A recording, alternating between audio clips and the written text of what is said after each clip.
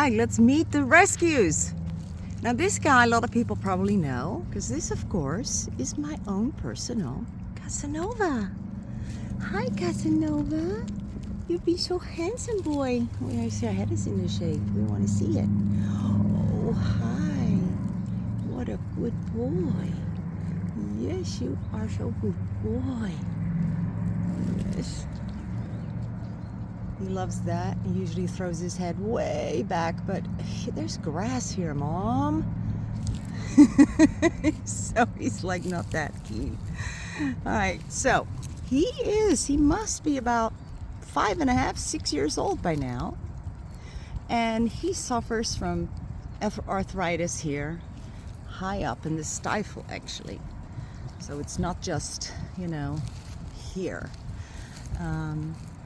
Makes him walk like an old man, or with his legs wide when he walks. He's on lots of pain meds, and he's just with that doing good. He still comes up for kisses, and he knows a treat comes after a kiss. So he's still able to come up and do that. Now, one thing is that he is a bulla pig. He is a bulla pig. Now, let me also tell you how did I met him? How did he came to be? He was a shelter rescue. Let me get that out of your thing there. So good boy. He was a shelter rescue. So he came from a shelter, and here, let's get a little closer. There. He came from one of the shelters, and he just had this awesome personality that I bonded with. I thought, oh my goodness, I just loved him. And out of all the piggies that we have and come through here, that's a lot, because I don't obviously get that bonded to any, to all of them, because then I wouldn't be running a rescue, I'd be a hoarder. But there was something about him, you just know this guy is meant to be with me. And so, yeah, that's this guy was meant to be with me.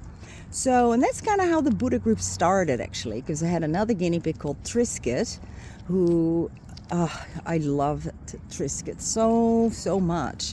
Now, Trisket actually came with Trisket is no longer with us. But he had a pneumonia and was dumped at the vet's office, and the vet then asked, can we please take him? And he has then since struggled with pneumonia and upper respiratory infections since this, Trisket that is. So I put him in with Trisket, because Trisket was already a bit of a Buddha pig. I could tell, like, oh my gosh, he just doesn't care. I could even put a female in and he wouldn't care. He was that Buddha, he was that chill and zen. And he was too, in a sense. He also was that kind of chill. So I then started collecting the chill boys so I could have a group, because I always wanted that, a big group of boys that all get along. And so yeah, he got along well with Trisket, and there was another one in there at the time, which was a huge, giant, massive Kui called called Valentino. I had Valentino and Casanova. And he was neutered, and he was living with them quite happily as well. And that was another one that I personally adopted myself. And yeah, we want to see your cute face. We don't want to see, here, come on, I want to see your cute face. Yeah. It's like, oh, Mom, please, really? Do I have to? Okay. And then I started noticing that he was getting upper respiratories. And then we'd give him antibiotics. 2 months later, he'd have another upper respiratory. So he had chronic upper respiratory issues, which before it was always said, oh, that is from, they have chronic upper respiratories, or often recurring respiratory issues. That's because they have probably a heart disease or an enlarged heart. So we did, I think we did a heart x-ray, and we didn't see anything there. So it's still a mystery, and it was still a mystery. Oh, and Trisket also had this chronic upper respiratory infections all the time. They used to be on antibiotics all the time. And it remained a mystery until Dr. Nan and I decided, well, actually, I took an x-ray of Trisket. I wanted to see what's going on in his lungs because of these constant upper respiratories. And I just wanted to see how he's doing down there. So we took an x-ray, and I noticed on the x-ray that he had 2 calcified bullas. And a bulla is the middle ear, which is like deep down in here, the ear canal, deep down in the skull is an area called the bulla, and that is his middle ear. Oh, the sun is kind of letting us down right now. I'm a little bit up front here. So when I saw that, I just had like this moment of wow, and I said, Dr. Nan, let's do all of them. So we did all of them, and the only one, there were 5 of them, or 6 at the time, I believe.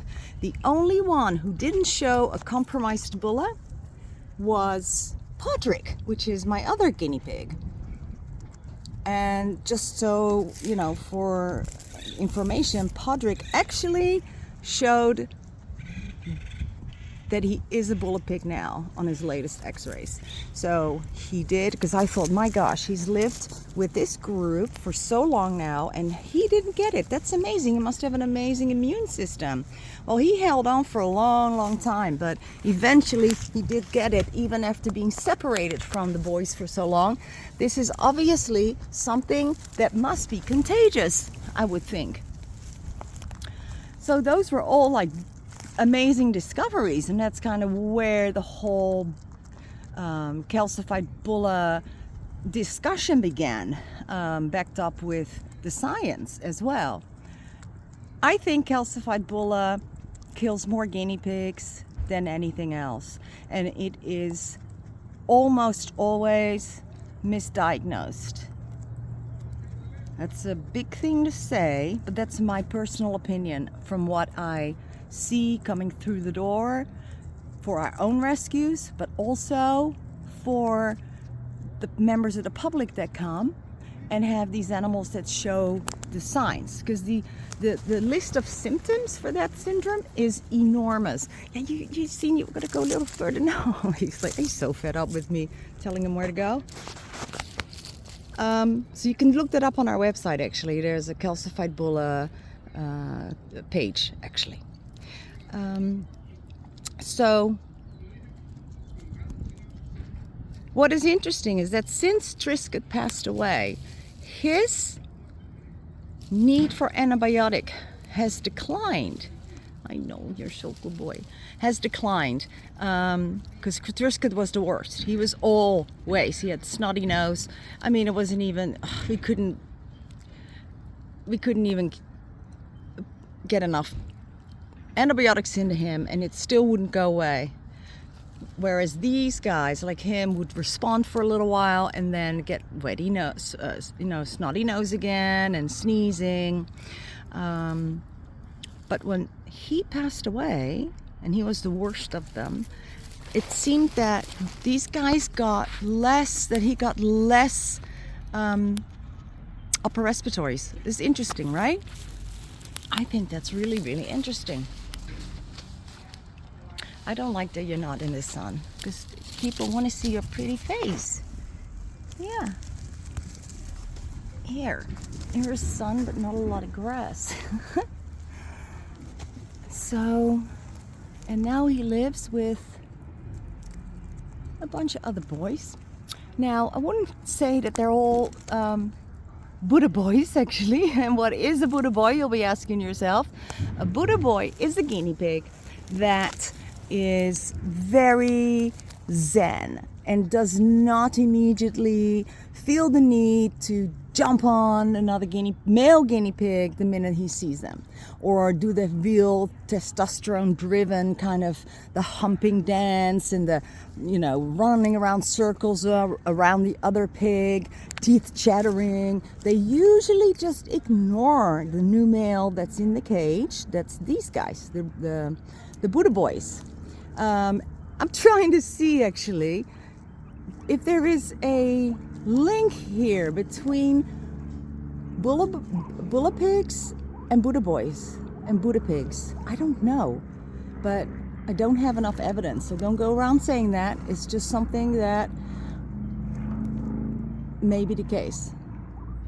But I don't think he had it, though, till he moved in with Trisket. I think Trisket gave it to him. And it started when I noticed that he was deaf, because I did this clap test. I couldn't believe it. Like, Casanova is deaf. I couldn't believe it. This was way before we actually figured out that he had the calcified bulla syndrome. But yeah, he's ending sadly, the last years of his life. But he's had a wonderful life, other than, getting the calcified bulla syndrome, because honestly, we didn't know that at the time, that it could be contagious. So now we do, and we're really good in disinfecting, and we have a bunch of them at the rescue, and they all have a red tag on their car, on their cages, and we always try to adopt out 2 bulla pigs together so that we don't run the risk of one getting the other sick. And that has added an extra layer of difficulty in the rescue, because, well, it's hard enough already, Now we have to be very aware of that. So that can be tough. It can be hard. But yeah, as you can see, he's doing absolutely wonderful. I love him to death. He is eating good. He doesn't have the symptoms of, the low bite strength, the teeth overgrowing. It's different with all of them. He's a highly functioning Buddha boy. And yeah, there's just not many of those, unfortunately, because usually they might gain more of the symptoms and then slowly start to spiral downwards. Whereas this buddy, he is very, very lucky that he does not. He's very lucky. So there, this is his story. That is how he came to be an elite, in the elite group of Buddha boys. Oh, everybody loves the Buddha boys. I should do more Buddha boy videos. I'm sorry for my terrible camera work. I should definitely do that. All right, guys. I'm glad you all got to meet him a little better. Big kiss. Mwah.